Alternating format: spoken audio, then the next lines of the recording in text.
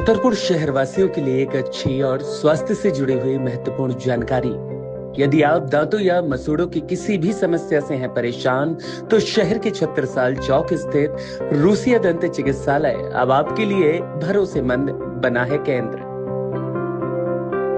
Doctor निधि Russia के कुशल मार्गदर्शन में यहाँ दांतों से जुड़ी सभी प्रकार की समस्याओं का आधुनिक तकनीकों और उन्नत उपकरणों के जरिए उपचार किया जाता है।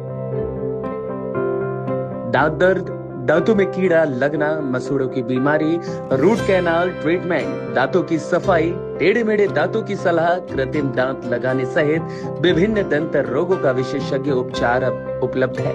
कीड़ा लगना, मसूड़ों की बीमारी, रूट कैनाल ट्रीटमेंट, दांतों की सफाई, टेढ़े मेढ़े दांतों की सलाह, कृत्रिम दांत लगाने सहित विभिन्न दंत रोगों का विशेषज्ञ उपचार अब उपलब्ध है।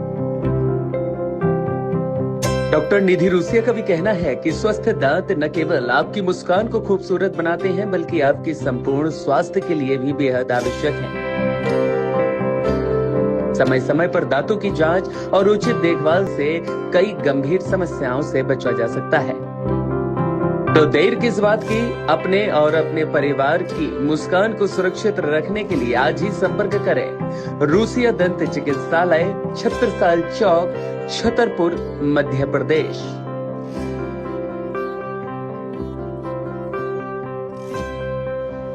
हम हैं रूसिया दंत चिकित्सालय। स्वस्थ दांत, सुंदर मुस्कान और बेहतर स्वास्थ्य के परिकल्पना के साथ भरोसे की नींव।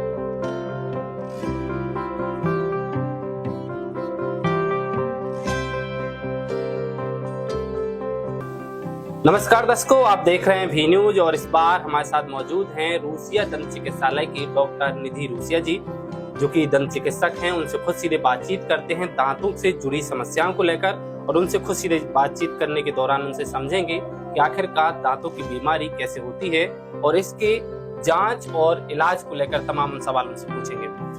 मैम, सबसे पहले मेरा आपसे सवाल है कि दंत चिकित्सा की बीमारी यदि होती है तो क्या कैसे होती है?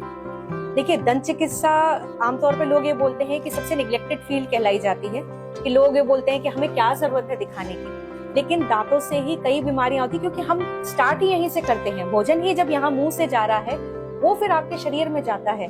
तो अगर मुंह ही स्वस्थ नहीं होगा तो आप स्वस्थ अनाज पेट में नहीं डालेंगे। तो दांत की समस्या को नजरअंदाज नहीं करना है।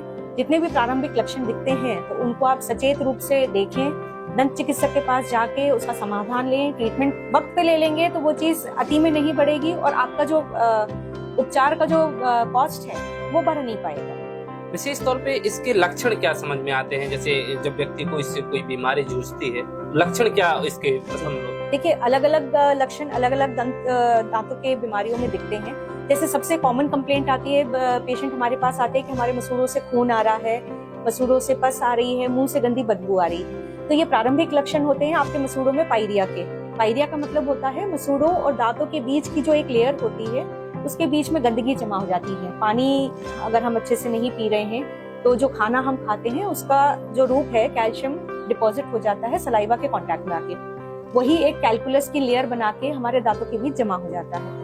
उसकी वजह से मसूड़ों से खून आता है, फिर धीरे धीरे मसूड़े सूज जाते हैं और जब हम ब्रश करते हैं तो हमारे मसूड़ों से ब्लीडिंग होती है। तो आमतौर पे शुरुआती लक्षण ये रहता है कि मसूड़ों से ब्लीडिंग हो रही है, फिर बस पेशेंट्स को बदबू आना शुरू होती है। तो ये पायरिया के प्रारंभिक लक्षण है। फिर दूसरी कंप्लेंट आती है दांतों में झंझनाहट होना, जो बहुत ही कॉमन कंप्लेंट है। झंझनाहट होना, लोगों को लगता है कि या तो मैंने खट्टा खा लिया या मैंने बहुत ज्यादा ठंडी आइसक्रीम या कोका कोला वगैरह पी लिया, इसलिए मुझे झंझनाहट हुई। लेकिन ये फर्स्ट सिम्टम होता है। यदि मुंह में कीड़ा लगा है किसी दांत के बीच में तो सबसे पहला सिम्टम आपको दांत में ठंडा गर्म लगने का देता है। तो आपको बिल्कुल सावधानी पूर्वक आके अपने दंत चिकित्सक को दिखाना है, और जैसी जांच होती है, छोटे रूप में कीड़ा रहता है उसको आप तुरंत फिलिंग करवा के उसको बचा सकते हैं। इसकी जांच कैसे या कहाँ पे की जाती है ताकि लोग आसानी से समझें? इसकी जांच यही डेंटल क्लिनिक में होती है, जिसको एक्सरे के द्वारा हम लोग जांच करते हैं। यदि एक दांत में कंप्लेंट है किसी पेशेंट की तो आप उसको एक छोटे एक्सरे के रूप में जांच करके दिखा सकते हो। आजकल इंट्राओरल कैमरास और स्कैनिंग भी आने लग गए हैं, जिसके द्वारा हम पेशेंट्स को और अच्छे से दिखा सकते हैं कि डीप में और कहाँ पे आपके मुंह में दिक्कतें हैं। एडवांस जांच में आप ओपीजी एक्सरेज होते हैं, सीटी स्कैन भी होता है, जिसमें सीटी स्कैन में मुंह के जबड़े, मुंह में सिस्ट, ट्यूमर्स वगैरह कहाँ कहाँ पे अंदरूनी एरिया तक घुसे हुए हैं वो भी पता चल जाते हैं। MRI के थ्रू भी पता चलता है। और एडवांस टेक्नोलॉजी में CBCT स्कैन भी आए हैं जो परफेक्टली बता देते हैं कि किस दांत के कांटेक्ट में नस कहाँ पर कितनी दूरी पे है। तो जब हम दांत निकाल रहे हैं या किसी भी दांत का उपचार कर रहे हैं तो उसमें आगे कोई कॉम्प्लिकेशन की संभावना है या नहीं है वो भी उसमें पता चल जाता है। टेम्परेरी तौर पे कोई इलाज कराता है या उससे उससे थोड़ी बहुत समस्या होती है, कितना यदि अनुमानित खर्च की बात की जाए कितना इसमें क्या कुछ आ सकता है? देखिए, ये तो भ्रांति है कि दांतों का इलाज बहुत महंगा है। दांतों का इलाज बिल्कुल भी महंगा नहीं है। यदि हम कोई दांत निकालते हैं तो उसमें ज्यादा मेहनत नहीं लगती है, तो 500 से 1000 में आपके दांत निकल जाते हैं।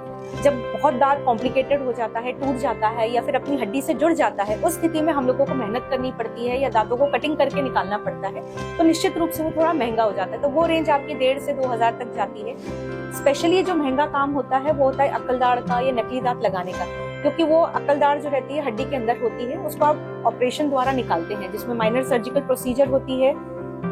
इंसिजन दे के फिर दांत को हड्डी काट के बाहर निकाला जाता है। थोड़ा सा लेंथी प्रोसीजर होती है और टाके भी आते हैं। पेशेंट को लगता है कि ज्यादा लंबा काम है इसलिए महंगा होगा, लेकिन वो भी महंगा नहीं होता है। 5 से 6,000 में वो ट्रीटमेंट भी कंप्लीट हो जाता है। जबड़ों के फ्रैक्चर्स होते हैं वो जरूर होते हैं कि यदि हम बेहोशी में कर रहे हैं, पूर्ण बेहोशी में कर रहे हैं तो वो 30 से 35,000 में हो जाता है।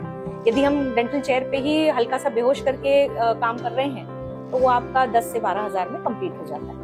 एक सवाल और है मैम कि समय के अनुसार लोगों में तकलीफ बढ़ती है दांतों को लेकर के, तो क्या मौसम के अनुसार भी इसकी कोई बीमारी होती है कि लोग इस मौसम में ज्यादा एहतियात बरते ताकि इस तरह समस्या ना हो? बिल्कुल बिल्कुल।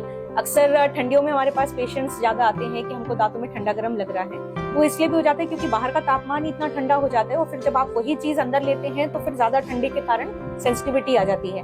और गर्मियों में पेशेंट जनरली डिहाइड्रेशन के कारण मसूड़ों में सूखापन आ जाता है, मुंह में सूखापन की कंप्लेंट करते हैं। तो हमारी यही सलाह रहती है कि जब आप गर्मियों में रहें तो ज्यादा से ज्यादा पानी का सेवन करें जिससे बॉडी आपकी हाइड्रेटेड रहे।